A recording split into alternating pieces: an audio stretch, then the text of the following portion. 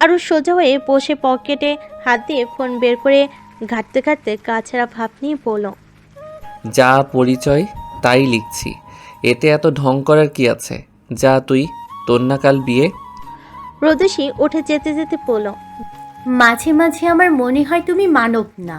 রোদেশির কথা শুনে আরুষের রাগী দৃষ্টিতে রোদেশির দিকে তাকাতে রোদেশি মেকি হেসে বলল, তুমি তো মানব না, মহামানব। এক দৌড়ে বাইরে আসতেই মহামানব কথাটা আরোহী আরুষকে বলতো রাগ করে। আজ রোদেশি তার রিপিট করছে।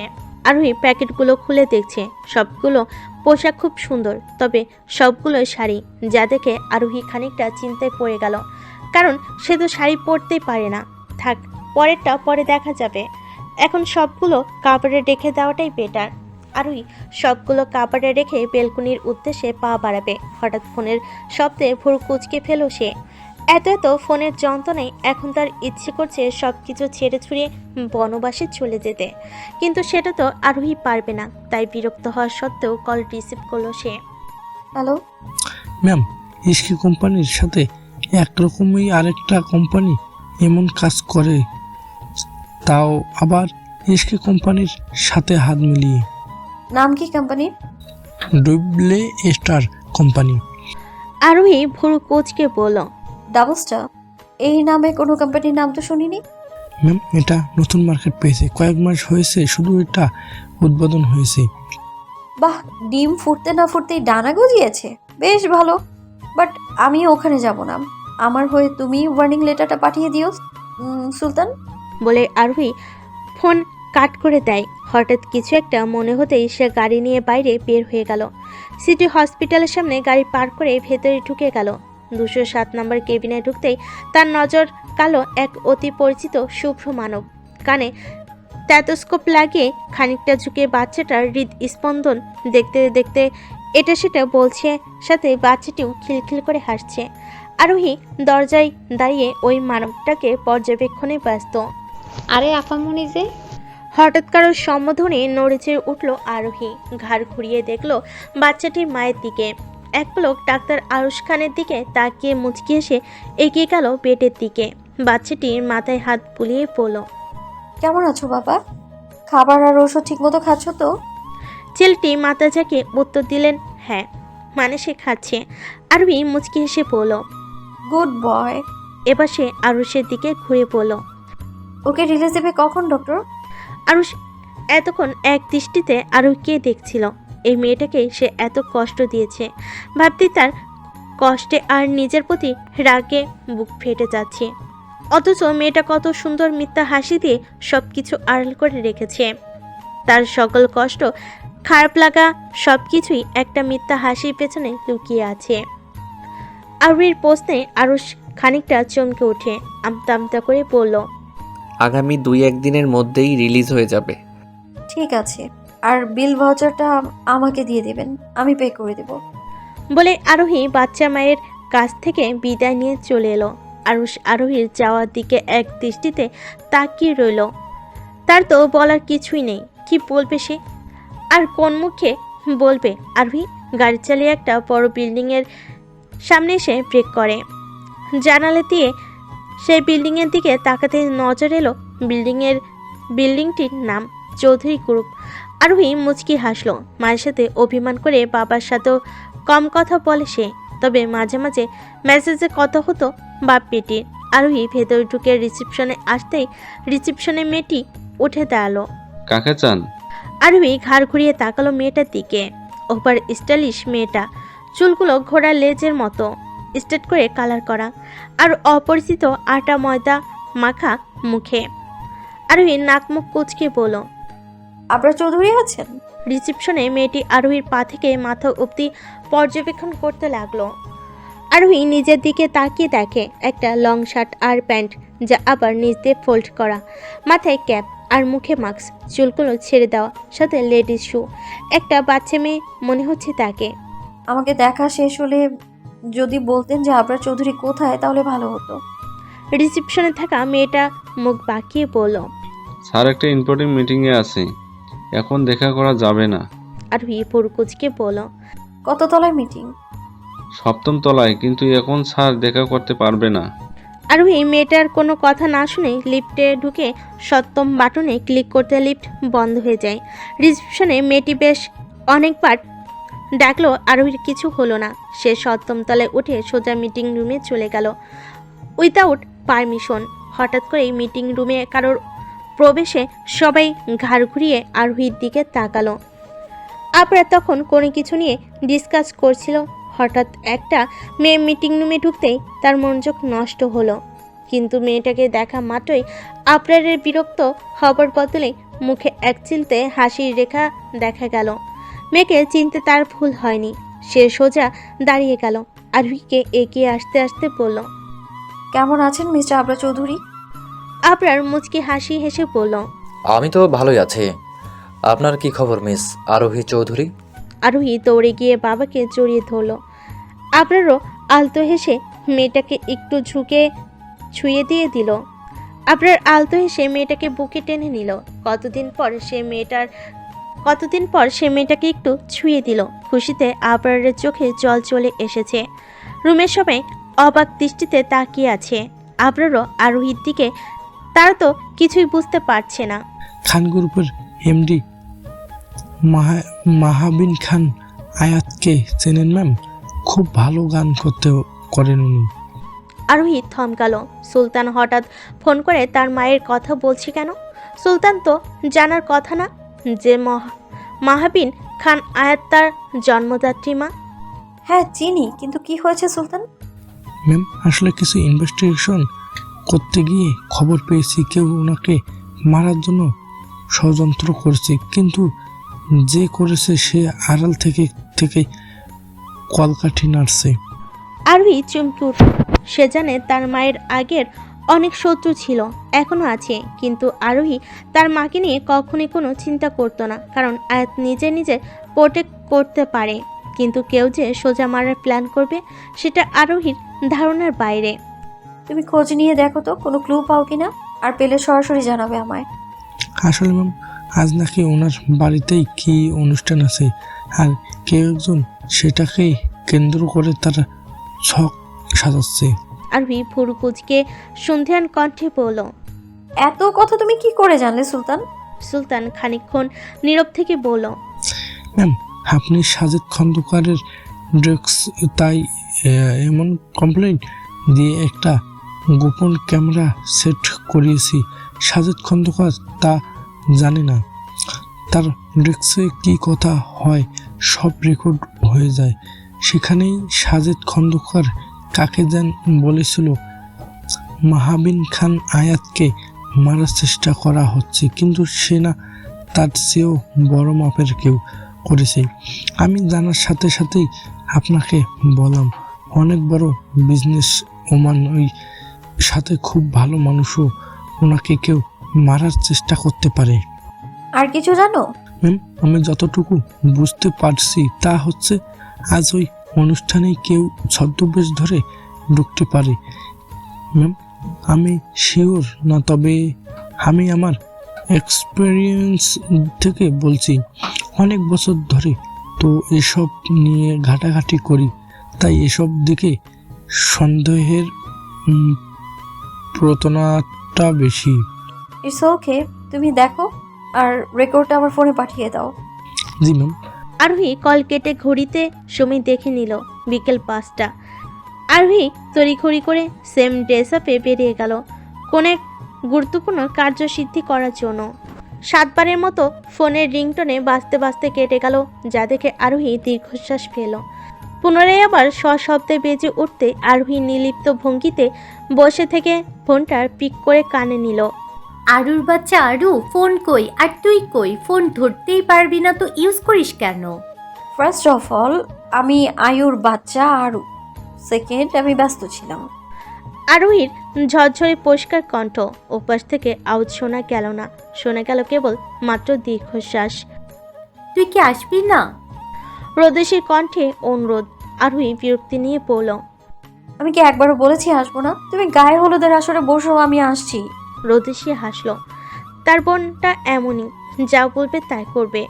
যদি সে একবারও বলে সে যাবে তাহলে সে যাবে। ঠিক আছে, চলে আয় তাড়াতাড়ি, বেশি ওয়েট করাস না।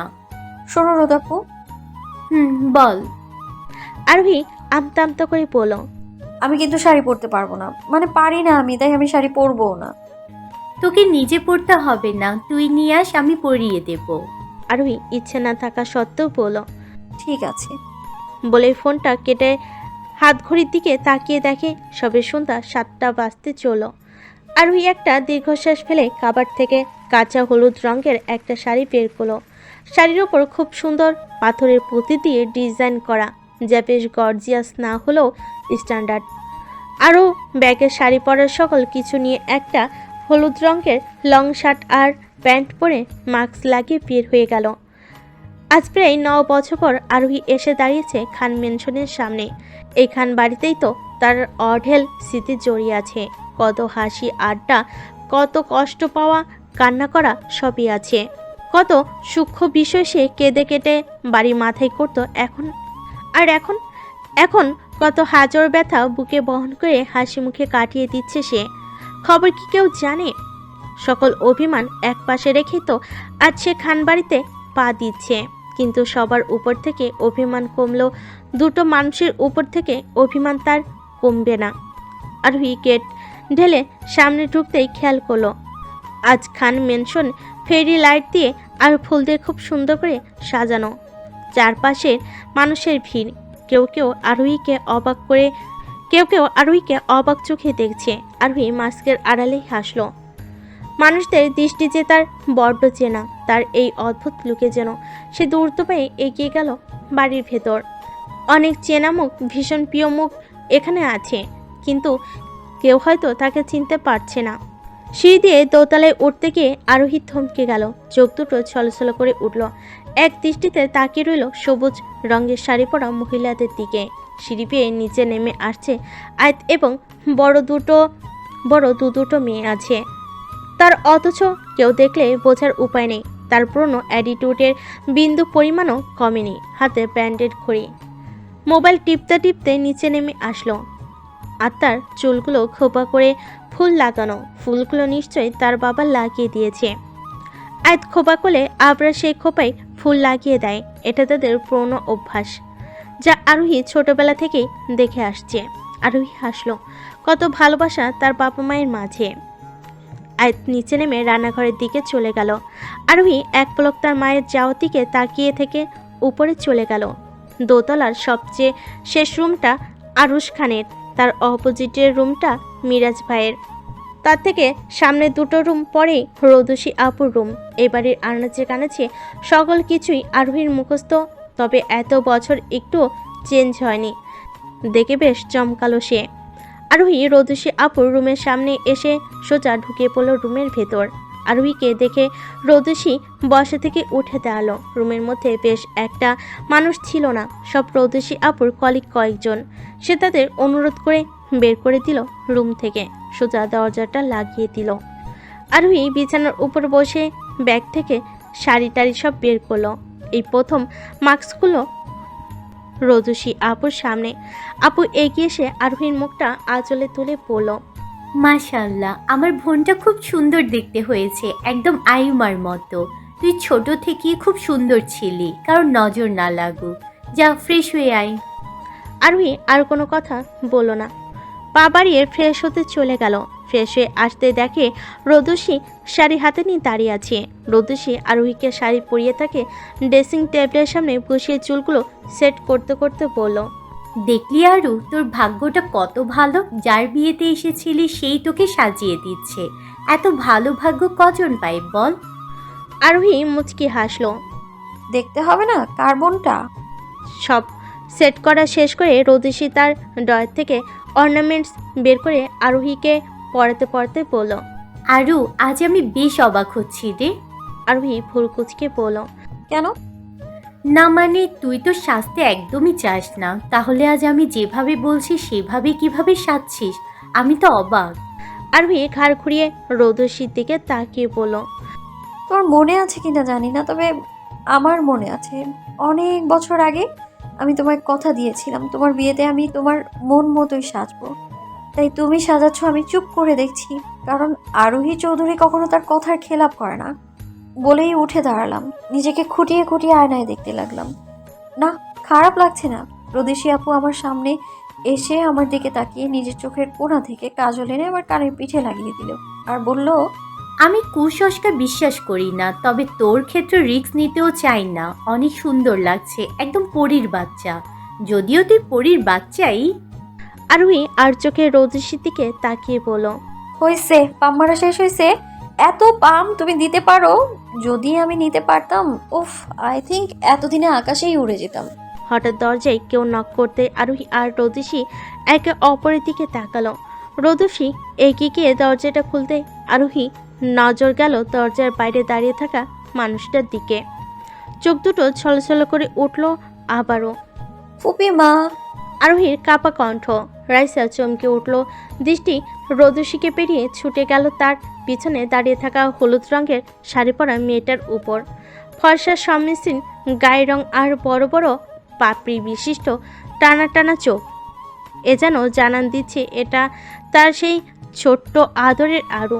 রাইসা পুনরায় রোদেশির দিকে তাকালো, চোখ দুটো তার ছলছল করছে। ইশারায় জানতে চাইল এটা কি সত্যি আরু। রোদেশি মায়ের ইশারার মর্মর্থ বুঝতে সক্ষম। সেও মাথা ঝাঁকিয়ে উত্তর দিল যে সে যা দেখছে তাই সত্যি। রাইসা ঠোঁট কামড়ে কান্না আটকানোর বৃথা চেষ্টা করতে লাগলো। চোখের পানি লুকানোর জন্য তৎক্ষণাৎ বিপরীত দিকে ঘুরে দাঁড়ালো। আরোহী এগিয়ে গেল তার প্রিয় মানুষটার দিকে। ছোট থেকে কি কাজ নেই যা দুজন মিলে করেনি। কত হাসি তামাশা, কত আড্ডা স্মৃতি জমা আছে হৃদয়ের মণিকোঠায়। আরোহী হুট করে গিয়ে রাইসার পিছন থেকে জড়িয়ে ধরল। আমার সাথে কথা বলবে না ফুপি মা? রাইসা কান্না আটকানোর চেষ্টায় খানিকটা কেঁপে উঠল, খানিকটা থেমে গিয়ে বলল, ছাড় আমাকে, আমি তোর কেউ না, আর না তুই আমার কেউ হোস। আরোহী আরও শক্ত করে জাপটে ধরে আদুরে কণ্ঠে বলল, সরি তো ফুপি মা, ইউ নো না ফুপি মা, আরো loves you very much. Raisa বাচ্চাদের মতো নাক টানতে টানতে বলল, লাভ নাই ছাই, তুই তো একটুকু ভালোবাসিস না আমাকে। ভালোবাসলে কি এত বছর এই ফুপু থেকে দূরে থাকতিস নাকি? মানলাম ওই দিন একটু বেশি হয়ে গেছিল, তাই বলে সবাইকে ছেড়ে চলে যেতে হবে নাকি? এত জেদ কেন তোর? উফ ফুপি মা, তুমি কি আজ আমার জাপটে ধরে রাখবে না নাকি? তোমার মেয়ের না আজ বিয়ে? যাও, ওকে ধরে কিছু কান্নাকাটি করো, যাও। আরোহীর কথা শুনে রাইসা সোজা হয়ে দাঁড়িয়ে চোখ মুছতে মুছতে বলল, আরে হ্যাঁ, আমি তো এসেছিলাম রোদকে ডেকে নিয়ে যেতে। সবাই ওর জন্য অপেক্ষা করছে, আর তোর জন্যই তো ভুলে গেছিলাম। যাই হোক, আমি গেলাম, ওর শেষ হলে নিচে নিয়ে আসো তো। রাইসা রোদেশির কাছে এসে গালে হাত রেখে আলতো করে কাঁদো কাঁদো হয়ে কণ্ঠে বলল, মাশাল্লাহ, অনেক মিষ্টি লাগছে আমার ডাক্তারনিকে। বেঁচে থাক মা, সুখে থাক।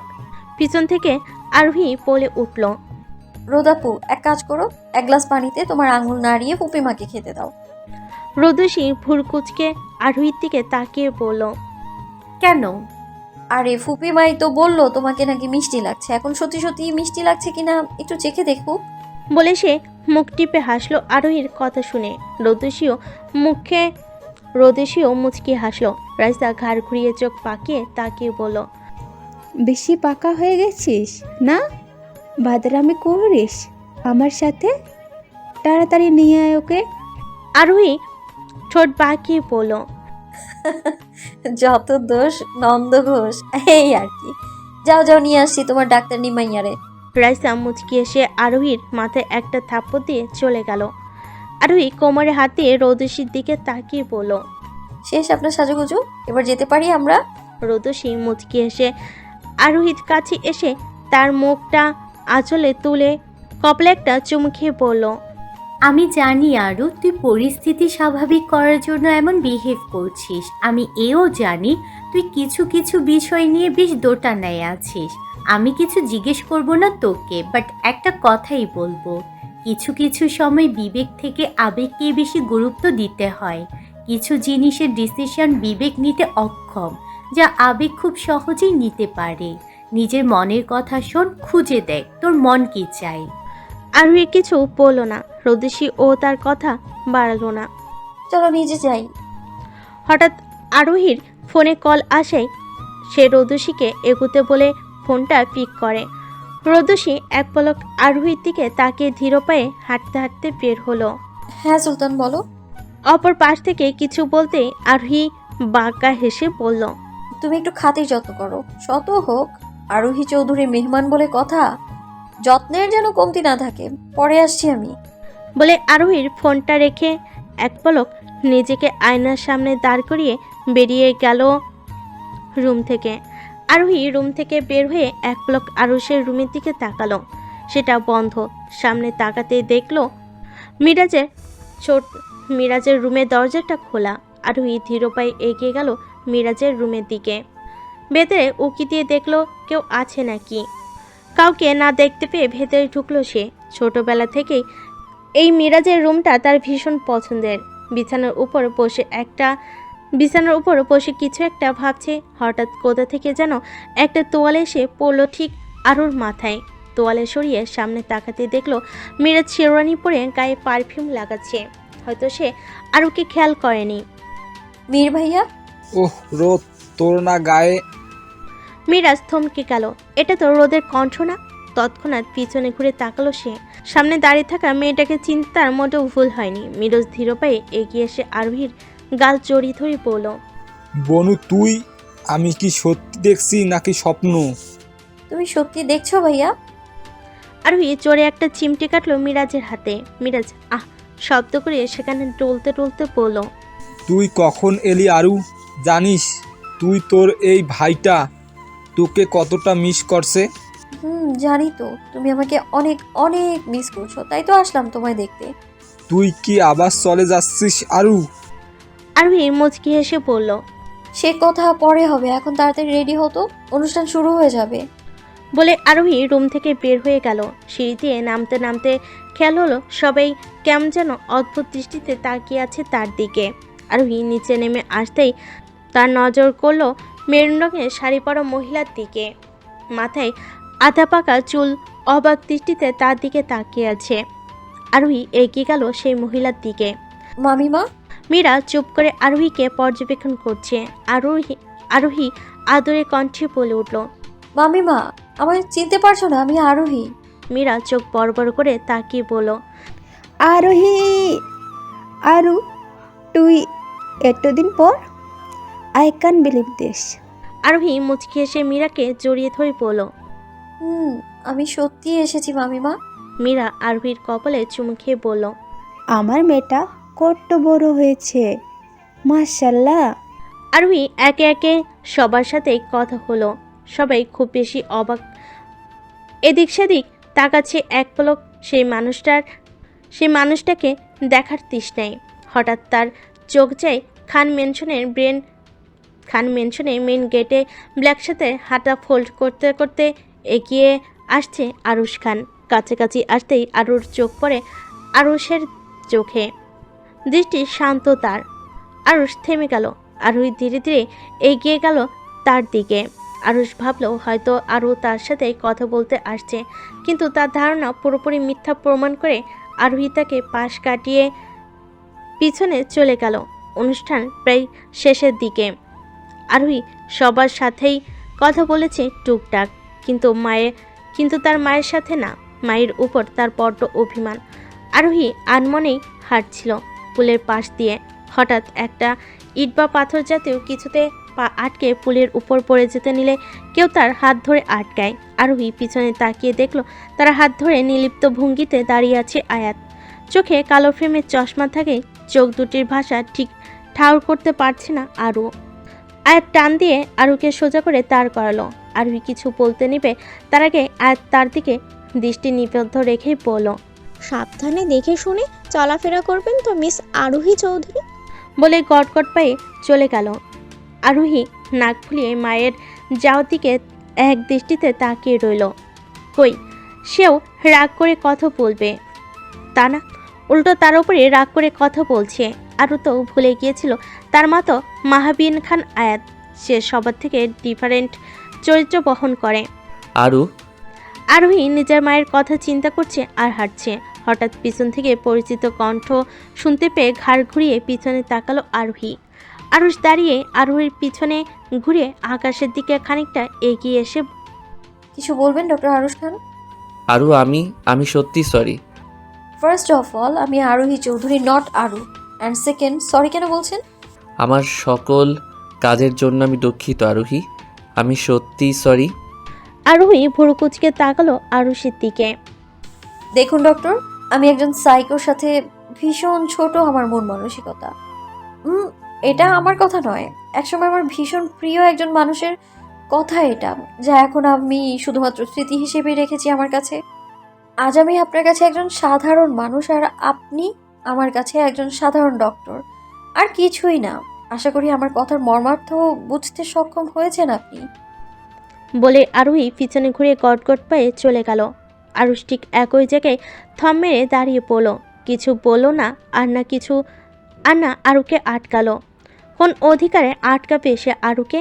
আজ তার হাতে তো কোনো অধিকারই নেই, অবশিষ্ট নেই যা ছিল তা। আরু চলে যাবার সময় সব ছিন্ন ভিন্ন করে চলে গিয়েছিল। আরু হেঁটে স্টেজের দিকে যেতেই শুনতে পেল কেউ একজন অ্যানাউন্সমেন্ট করছে তার মাকে গান গাইতে। এখন আর আয়াত গান করে না, মনোযোগ দিয়ে ব্যবসাটাই সামলায়। তাই বহুদিন পর মায়ের গলার গানের লোভটা সামলাতে পারেনি। দ্রুত পায়ে স্টেজের এক কোনায় গিয়ে চেয়ারে বসে পড়ল। আয়াত স্টেজে মাইক নিয়ে দাঁড়িয়ে আছে। সোনারও পালঙ্কের ঘরে লিখে রেখেছিলাম তারে, যাও পাখি বলো তারে, সে যেন ভোলে না মোরে, সুখে থেকো ভালো থেকো, মনে রেখো এই আমারে, বুকের ভেতর নোনা ব্যথা, চোখে আমার ঝরে কথা, এবার ওপার তোলপার একা। গান শেষ হতে চারপাশ মুখরিত হলো করতালির শব্দে। এত পুরনো একটা গান এতদিন পর এত সুন্দরভাবে উপস্থাপন করাই বেশ ভালো লাগলো সবার। অনুষ্ঠান প্রায় শেষের দিকে। আরোহী ঠিক একই জায়গায় বসে ফোন ঘাঁটছে। হঠাৎ তার সামনে কেউ খাবার ধরে সে চমকে উঠল, ঘাড় ঘুরিয়ে তাকালো সেদিকে। এভাবে হা করে তাকিয়ে আছিস কেন? আমি কি কখনো তোকে খাইয়ে দেইনি? নে তাড়াতাড়ি হা কর, আমার আবার সময় নেই, তোকে 2-3 ঘন্টা নিয়ে খাওয়াবো। মিরাজের কথা শুনে আরোহী তৎক্ষণাৎ মুখ খুলে হা করলো। মিরাজ খাবারটা মুখে দিয়ে সোজা হয়ে বসলো আরোহীর দিকে, তাকিয়ে মুচকি হেসে তার মুখে থাকা খাবারে হাত দিয়ে মুছতে মুছতে বলল, তোর ছোটবেলার স্বভাবটা এখনো যায়নি আরু। খাওয়ার সময় মুখের সাইডে খাবার লাগানো কি তোর অভ্যাসে পরিণত হয়েছে নাকি? আরোহী দাঁত কেলিয়ে হেসে বলল, ওটা অভ্যাস না ভাইয়া, বদ অভ্যেস হবে। মিরাজ মুখ বেঁকিয়ে বলল, হ্যাঁ বুঝি, তাড়াতাড়ি খা। হঠাৎ আরোহীর ফোনে কল আসাই আরোহী এক পলক মিরাজের দিকে তাকিয়ে ফোনটা পিক করলো। হ্যাঁ সুলতান বলো। অপর পাশ থেকে সুলতান কিছু বলতেই আরোহী উঠে দাঁড়াতে বলল, আচ্ছা তুমি বসো, আমি আসছি।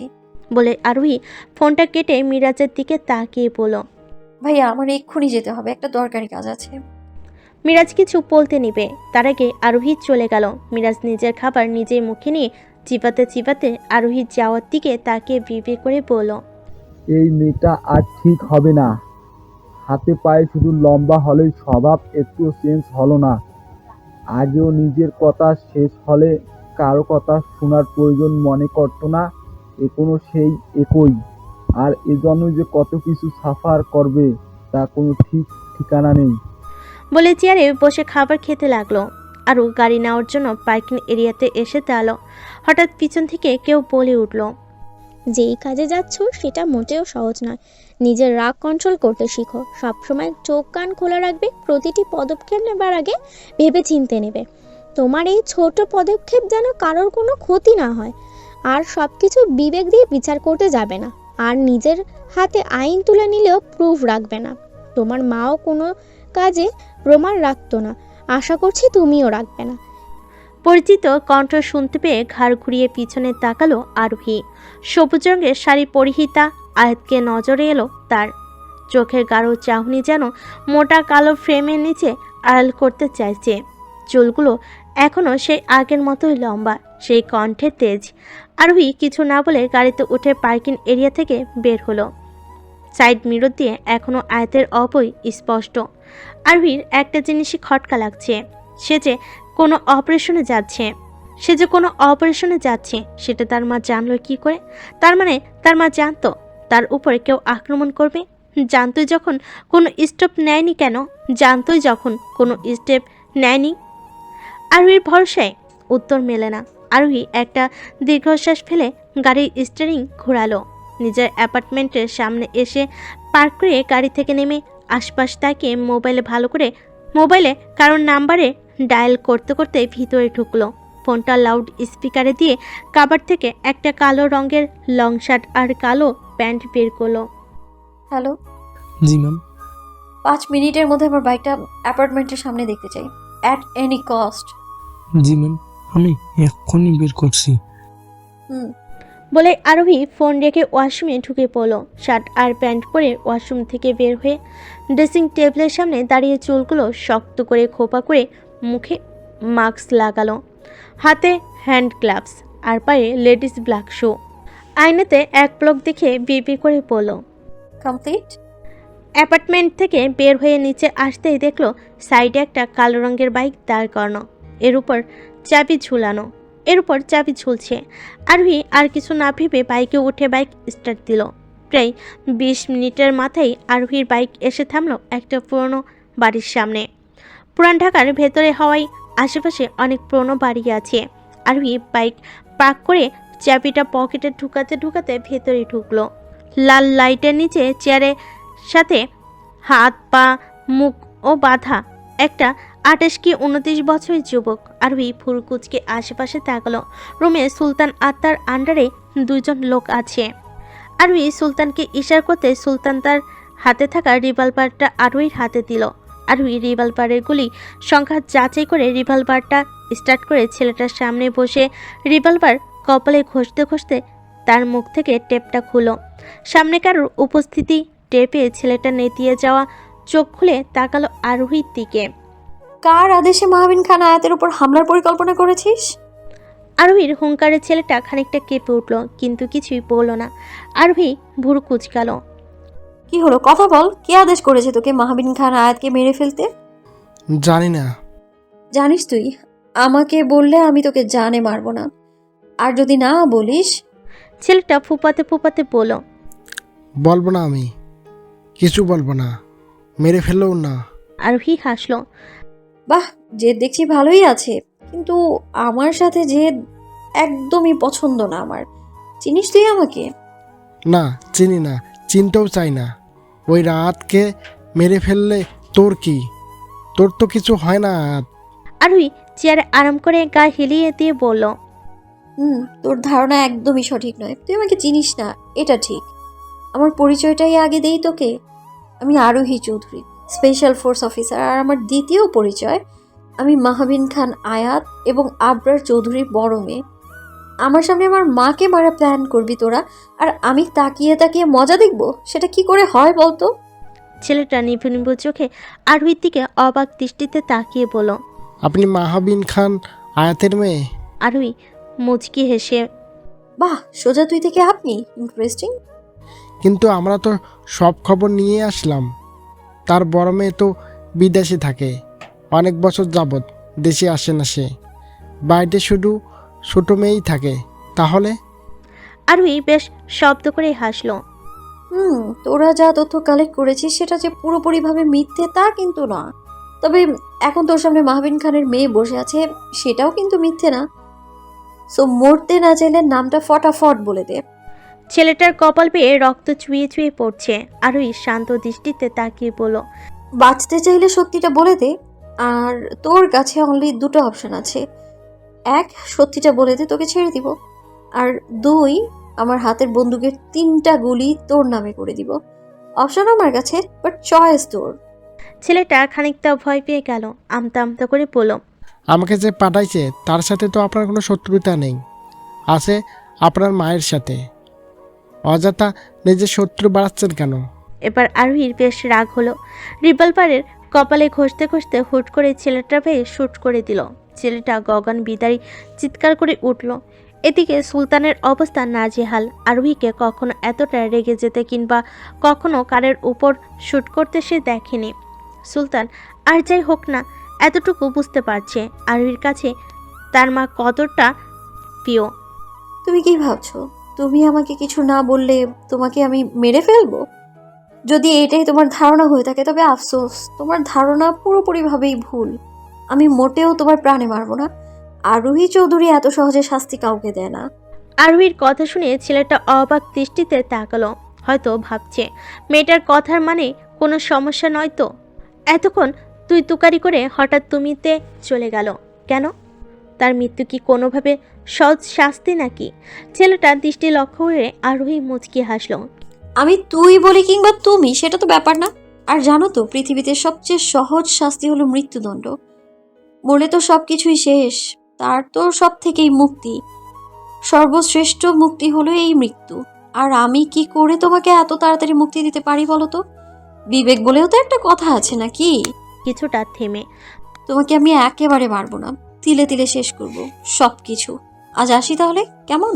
বলে আরোহীর বসা থেকে উঠে সুলতানের দিকে তাকালো। সুলতান ওকে দিনে 3 বেলা থেকে 1 বেলা শুকনো রুটি খাবার হিসেবে দিবে, আর সাথে হাফ গ্লাস পানি। পিছনের দিকে ঘুরে ছেলেটার দিকে তাকিয়ে বাঁকা হেসে বলল, আমি আবার মাহবিন খানের মতো এতটা নিষ্ঠুর না, আমার আবার দয়া মায়া অনেক বেশি। বলে কটকট করে বেরিয়ে গেল ঘর থেকে। সুলতান আরোহীর যাওয়ার দিকে হাঁ করে তাকিয়ে আছে। সারাদিনে মাত্র 2টো শুকনো রুটি আর হাফ গ্লাস পানি দিতে বলেছে, আবার নিজেকে মানব দরদি বলে ট্যাগ লাগাচ্ছে। ব্যাপারটা হাস্যকর না? সুলতান ভেবে পায় না মেয়েটা আসলে কি। আরোহী ঘর থেকে বের হয়ে পকেটে হাত দিয়ে চাবি বের করে বাইকে লাগালো। হঠাৎ পকেটে ফোনটা ভাইব্রেট মোডে বেজে উঠল। আরোহী ভুরু কুচকে পকেট থেকে ফোনটা বের করে ফোনের স্ক্রিনে তাকালো। সেখানে জলজল করছে রোদাপু নামটা। আরোহীর ভুরু জোড়া আরও কুচকে গেল। 1 ঘন্টা হয়নি আরোহী খান বাড়ি থেকে বের হয়েছে, তার আগেই মায়াটা ফোন দেওয়া শুরু করলো। আরোহী একটা দীর্ঘশ্বাস ফেলে ফোনটা পিক করলো। হ্যাঁ বলো। কি রে আরু, কই তুই? সারা বাড়ি চিরুনি তল্লাশি করেও তোকে খুঁজে পেলাম না। নাটক করিস আমার সাথে? যেখানে আসিস অনলি 10 মিনিট, অনলি 10 মিনিটের মধ্যে আমি তোকে আমার সামনে দেখতে চাই, অ্যাট এনি কস্ট। বলে ঠাস করে ফোনটা কেটে দিল। আরোহী নিজের কান থেকে ফোনটা নামিয়ে চোখ ছোট ছোট করে ফোনের দিকে তাকিয়ে রইল। আনমনে বলে উঠল, সামহাউ রোদাপুকে আমার থ্রেট দিল। আমি দিই সবাইকে থ্রেট, আর উনি আমাকে? হাউ! আরোহীর হঠাৎ মনে হলো রোদ্দাকে 10 মিনিট টাইম দিয়েছে। আপাতত আরোহী যেখানে আছে সেখান থেকে আর উড়াল দিয়ে গেলেও 10 মিনিটে যাওয়া সম্ভব নয়। আরোহী দীর্ঘশ্বাস ফেলে বাইক স্টার্ট দিল। প্রায় 40 মিনিটের মাথায় আরোহী এসে পৌঁছালো খান মেনশনে। আরোহী পর একটা শ্বাস নিয়ে ভেতরে ঢুকে সোজা রোদেশির রুমে। আরোহী রোদেশির রুমে ঢুকতে ঢুকতে মাস্ক খুলো, গরম লাগছে প্রচুর। আরোহীকে দেখে রুমে যারা ছিল ছোট বড় সবাই বের হয়ে গেল। কোনো এক কারণে আরোহীকে প্রায় সবাই অন্য নজরে দেখে।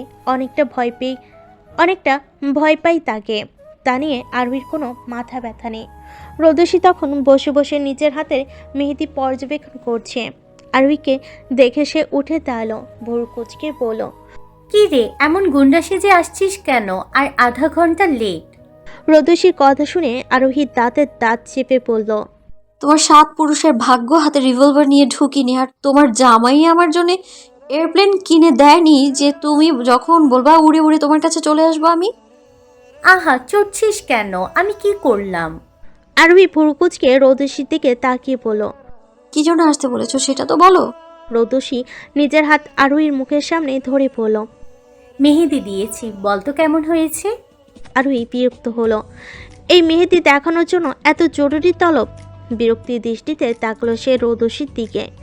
আরোহীর তাকানো দেখে হয়তো রোদসী বুঝতে পারল সে এখন বেশি বেশি করছে, তাই আরোহীর দিকে তাকিয়ে 32 পাটি দাঁত বের করে হেসে বলল, আরু তুই বরং বস, আমি দেখি আমার জামাইটা খাইছে নাকি।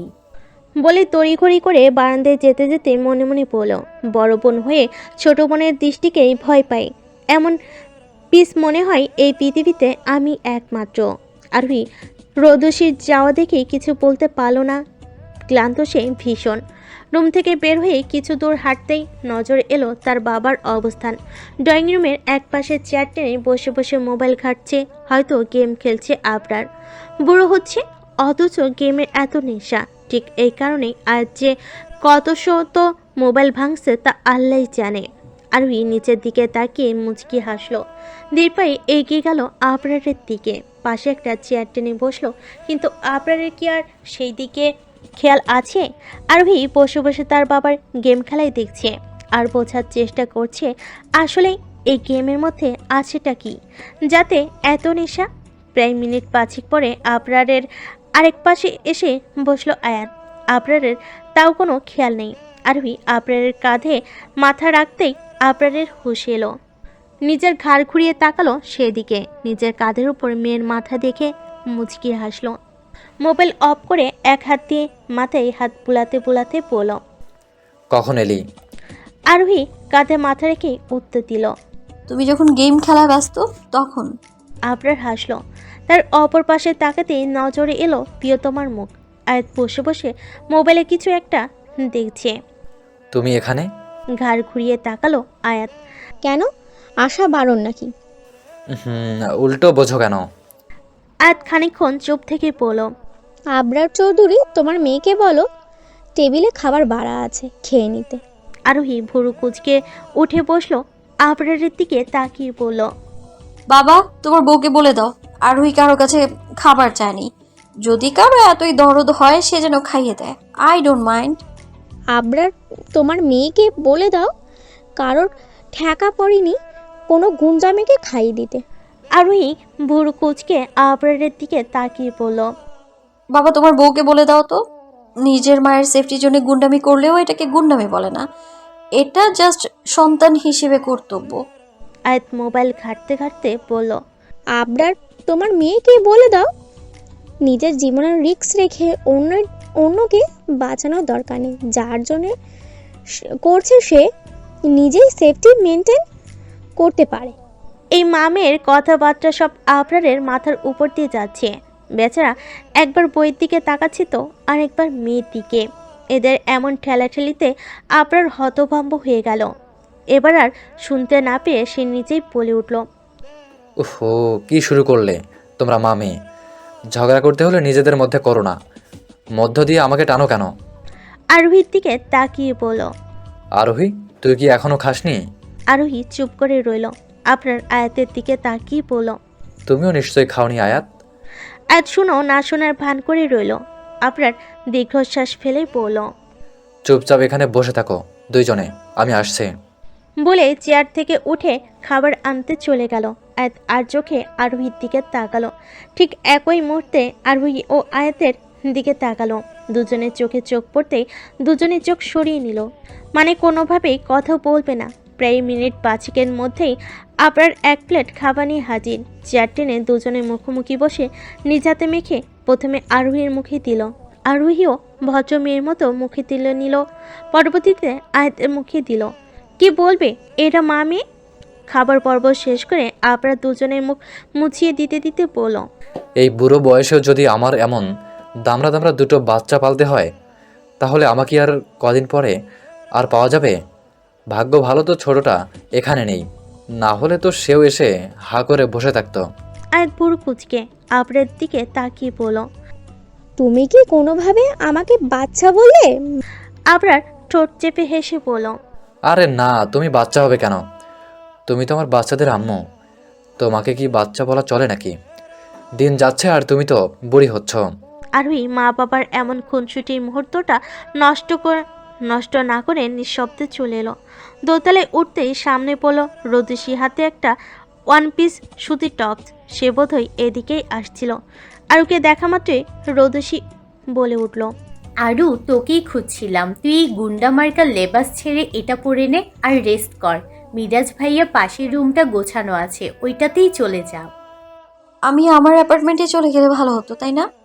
রোদসী বিরক্তিকর দৃষ্টিতে আরোহীর দিকে তাকিয়ে বলল, রাগাস না তো আরু, যা বলেছি তাই কর। আর তোকে বললেও তুই মেহেদি দিবি না, তাই অযথা মুখ খরচ করে লাভ নাই। যা গিয়ে দরজা লাগিয়ে ঘুমিয়ে থাক। বলে হাতে কাপড়টা গুজে দিয়ে রোদসী চলে গেল। আরোহী এক নজর চারপাশটাই চোখ বুলিয়ে নিল। সেই সন্ধ্যায় আয়ুষকে দেখেছিল, তারপর সে লাপত্তা। কাউকে কিছু জিজ্ঞেস করতে পারছে না। কে জানে কে আবার কি মনে করে বসে থাকে। যদিও আরোহী কারোর কথার ধার ধারে না। আরোহী আর কিছু না ভেবে মিরাজের পাশের রুমে এটাই। আরোহী হাতের টপস নিয়ে ফ্রেশ হতে চলে গেল। প্রায় মিনিট 15 পর গোসল শেষ করে বের হয়ে দেখলো বিছানার উপর বিভিন্ন শপিং ব্যাগ রাখা। আরোহী চুলটা ভালোভাবে মুছে বিছানায় বসে শপিং ব্যাগ খুলল। শপিং ব্যাগের ভেতরে তার সব অনুষ্ঠানের পরার শাড়ি, যা সে অ্যাপার্টমেন্টের কাবাটে রেখেছিল। আরোহী বুড়ো কুচকে ভাবতে লাগলো, এগুলো আনলো কে? চাবি যদিও রিসেপশনে আছে, মনে হয় রোদ আপু, তাছাড়া আর কে? আরোহী ধরে নিল এসব রোদসীর কাজ। সে সব কিছু কাবাটে রেখে লাইট অফ করে বিছানায় শুতে গেল। শোমাত্রই তার চোখে ভর করলো শত রাজ্যের ঘুম। হঠাৎ তার ঘুম থেকে মনে হলো দরজা খোলার আওয়াজ পেল। কে আসলো এই অসময়ে এই ঘরে? কপালে কারো ঠোঁটের স্পর্শ পেতেই চমকে উঠল আরোহী। তবে সেটা সামলে চুপ করে রইল কিছুক্ষণ। আরোহীর অজানা নয় মানুষটাকে। নিভু নিভু আলোতে মানুষটার অবৈ স্পষ্ট। আরোহী নড়ল না আর না কথা বলল। আরুষ নিচু হয়ে বেশ লম্বা একটা চুমু খেয়ে সরে এলো। নিচু হয়ে হাঁটু ভাঁজ করে বসলো ঠিক আরোহীর মুখের সামনে। আরোহীর হাত জড়িয়ে ধরলো, বসে রইল বেশ অনেকক্ষণ। বিড়বিড় করে কিছু বলল হয়তো, যা আরোহীর কান পর্যন্ত এলো না।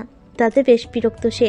উঠে যাবার আগে শুধু একটা কথাই শোনা গেল, পাখি, পৃথিবীতে যেখানে সুখ আছে সেখানে নিষেধ আছে।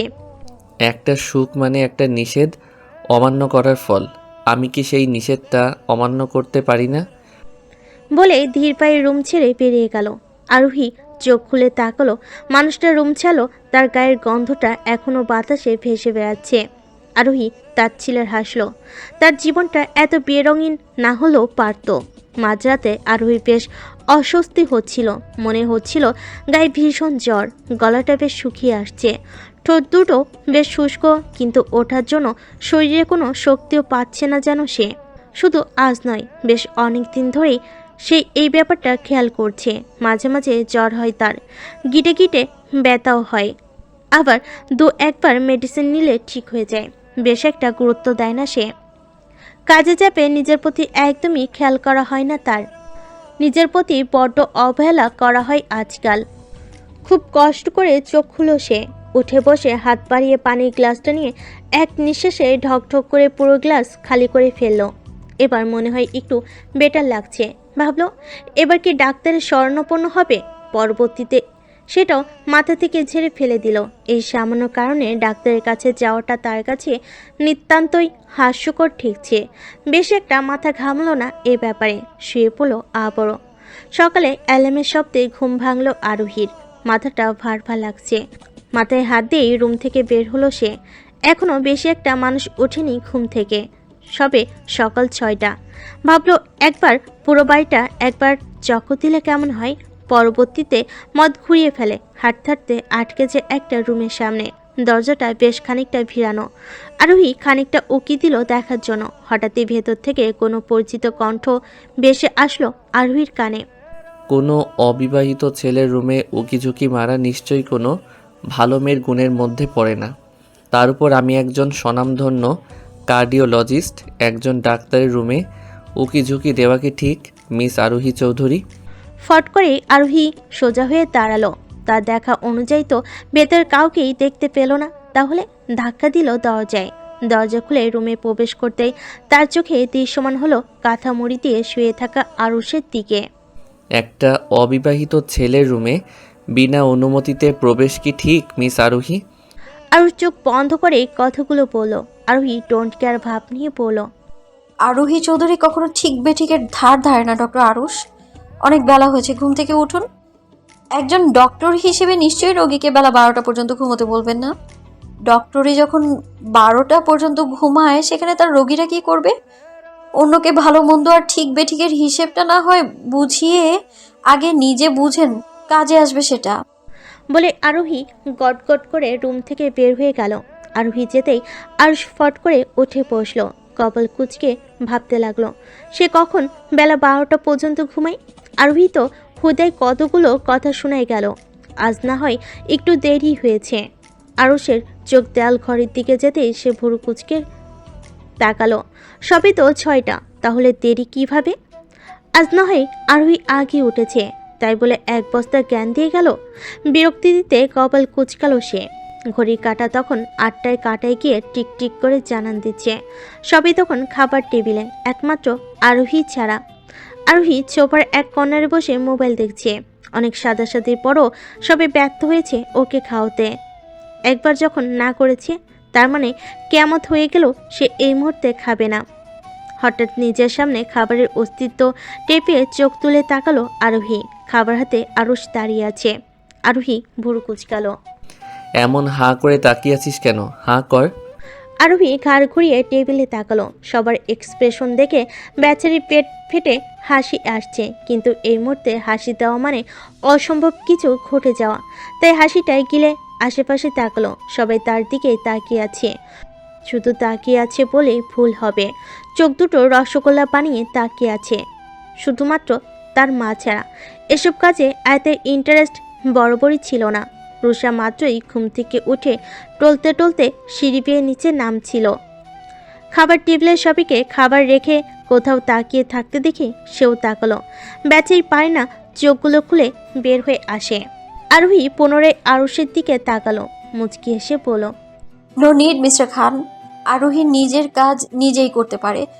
সে নিজের কাজ করা শিখেছে, এখন আর কারো হেল্পের কোনো প্রয়োজন পড়ে না। আরুষের মনটা খারাপ হয়ে গেল।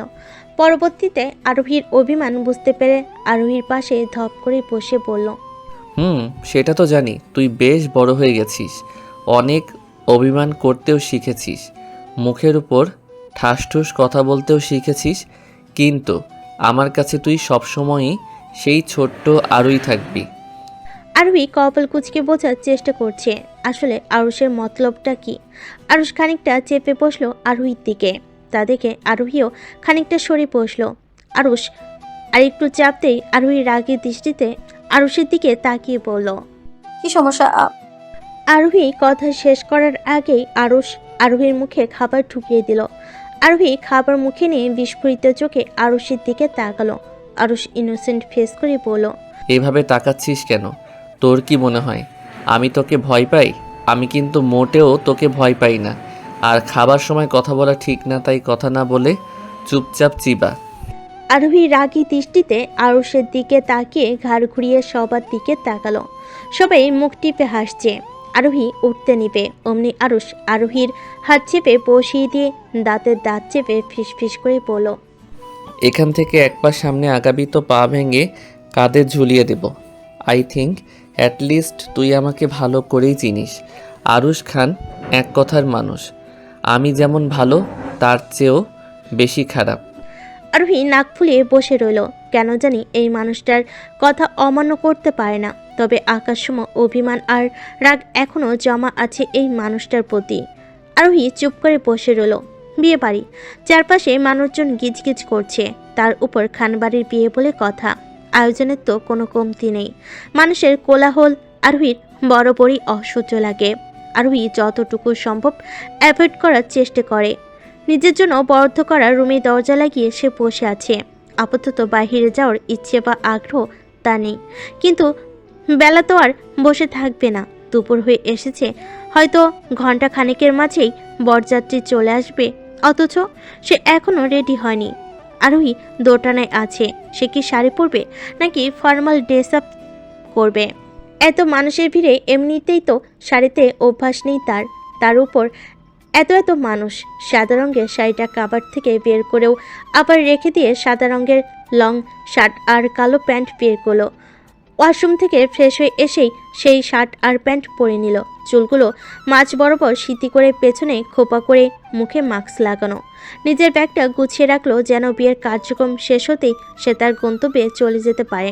শুধুমাত্র রৌদুষীকে দেওয়া কথার জন্য সে সব কিছু দেখেও চুপ করে আছে, নয়তো এত ভালো সে কখনো কোনো কালই ছিল না। আরোহী বিছানার উপর বসে চিন্তা করতে লাগলো সেই দিন রাতের কথাগুলো, যেদিন আরোহী খান মেনশনে এসেছিল। আরু শোন, আমার একটা কথা রাখবি? আরোহী বিছানায় বসে ভরু কুচকে তাকালো রৌদুষীর দিকে। বলো। প্রমিস কর রাখবি? ঠিক আছে, রাখবো। বলো এবার। রৌদুষী জিহ্বা দিয়ে ঠোঁট ভিজিয়ে বলতে লাগলো, দেখ আরু, আমি জানি তোর সবার উপরই রাগ, এমনকি আমার উপরেও, কিন্তু এই দুটো জিনিস প্লিজ তুই মানিয়ে চলিস। যে যা বলে মেনে নিস। আমি চাই না কোনো অশান্তি হোক বাড়িতে। জানি আমি তুই আরুষ ভাইয়ার উপর ভীষণ নারাজ, তবে এই 2 দিন একটু ভালো বিহেভ করিস ভাইয়ের সাথে। এটা তোর কাছে আবদার বা অনুরোধ, যা বলিস না সেটাই। তুমি কি বলতে চাচ্ছ? আমি অশান্তি করি? না, তবে এটা তুইও জানিস তুই খুব বদরাগী আর বদমেজাজি। প্লিজ ফোন একটু সামলে নিস। আরোহীর ইচ্ছে না থাকা সত্ত্বেও মেনে নিয়েছিল রৌদুষীর কথা, অমান্য করেনি কারোর কিছু। গতরাতে আরুষ যখন তার রুমে এসেছিল তখন সে জেগেছিল, কিন্তু কোনো কথা বলেনি, কারণ সে চায়নি আরুষ বুঝুক সে জেগে আছে। আরুষ যদি বুঝতে পারতো সে জেগে আছে তাহলে তার এক্সপেকশন বেড়ে যেত, কিন্তু এখন আরুষ জানে না যে আরোহী তখন জেগেছিল, তাই সে আরুহির সেন্সে থাকা অবস্থায় কাছে আসার চেষ্টা বা শ্বাস কোনোটাই করবে না, না হলে কখনোই আরুষকে তার ধারে কাছে আসার চান্স দিত না। আর সকালের ব্যাপারটাও ঠিক একই কারণে আরোহী চায়নি সকাল সকাল কারোর মুড খারাপ হোক। সে বলে অনেক কথাই বলতে পারতো, কিন্তু সে বলেনি, কারণ সেই মুহূর্তে তার কথাগুলো কারোরই ভালো লাগতো না। আরোহী চায়নি বিয়ে বাড়িতে কারোর মুড খারাপ করতে, তাই সে মেনে নিয়েছিল আরুষের কথা, তবে এটাই ফার্স্ট এবং লাস্ট। আরোহী বিয়ের পর্ব শেষ করে পাড়ি জমাবে চট্টগ্রামের উদ্দেশ্যে। সকালেই সে একটা গুরুত্বপূর্ণ তথ্য পেয়েছে, যেটার সূত্রপাত চট্টগ্রাম বন্দরের কাছাকাছি, তাই আজ রাতে তাকে চট্টগ্রাম পৌঁছাতে হবে। তার হাতে মাত্র 2 মাস সময় আছে, তার মধ্যেই সকল কালপ্রিটকে বের করতে হবে, তবে তার প্রমোশন কনফার্ম। এমনিতে তার পিছনে কত শত্রু আর সমালোচনা করার মানুষের অভাব নেই, তার উপর আজ পর্যন্ত সে কোনো কাজই ব্যর্থ হয়নি। আরোহীর কনফিডেন্ট লেভেল ভীষণ হাই, নিজের উপর প্রবল বিশ্বাস, সে যেই কাজে হাত দেয় সেখানে সে সফল হবে। আরোহী জানালার পাশে দাঁড়িয়ে কিছু একটা ভাবছিল, হঠাৎই বাহির থেকে শোরগোল শোনা যাচ্ছে, সবার মুখে একটি কথাই, বর এসেছে, বর এসেছে। আরোহী দরজা খুলে বের হলো। মোবাইল ঘাঁটতে ঘাঁটতে সিঁড়ি বেয়ে নিচে নেমে এসে চোখ তুলে সামনে তাকাতেই দেখে সবাই তার দিকে তাকিয়ে আছে। সবার মাঝে নিজেকে এলিয়েন মনে হচ্ছে তার। কোথা থেকে রুষা দৌড়ে এসে হাঁপাতে হাঁপাতে বলল, দি ভাই। আরোহী রুষার দিকে তাকিয়ে পকেটে ফোন ঢুকাতে ঢুকাতে বলল, কি সমস্যা? এত দৌড়াচ্ছিস কেন রুষা? কুকুর তাড়া করেছে? রুষা ঢুক গিলে বলল, আরে না, কুকুরে আমাকে তাড়া করে না, উল্টে আমি কুকুরে তাড়া করি। বলে রুষা শব্দ করে হেসে দিল। আরোহী দীর্ঘশ্বাস ফেল। সে তো ভুলে গিয়েছিল তার বোন তো আর পৃথিবীর প্রাণী না, সে তো ভিন গ্রহের এলিয়েন, নয়তো এত লাফালাফি মানুষ করে। এক দণ্ড কোথাও বসার সুযোগ বা সময় কোনোটাই তার কাছে নেই। সে যাই হোক, তুমি এই ড্রেস পরেছো কেন? তোমার শাড়ি কই? আরোহী বাহিরে যেতে যেতে বলল, অ্যাজ মাই উইশ।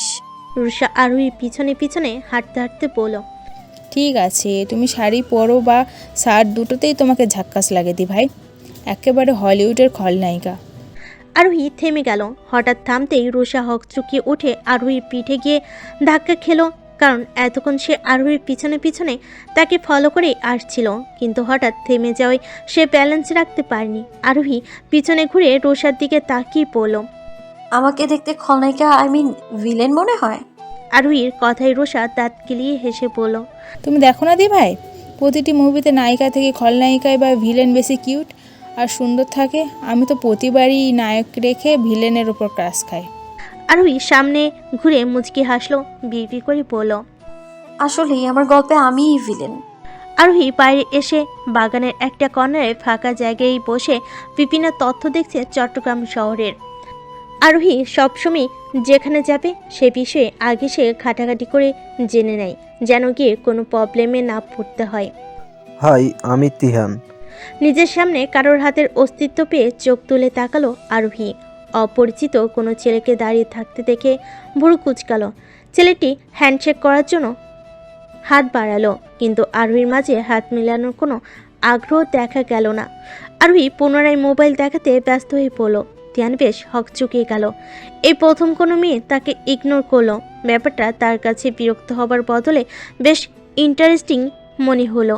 সে নিজের হাত গুটিয়ে না নিয়ে উল্টো আরেকটু সামনে এগিয়ে গিয়ে পড়ল।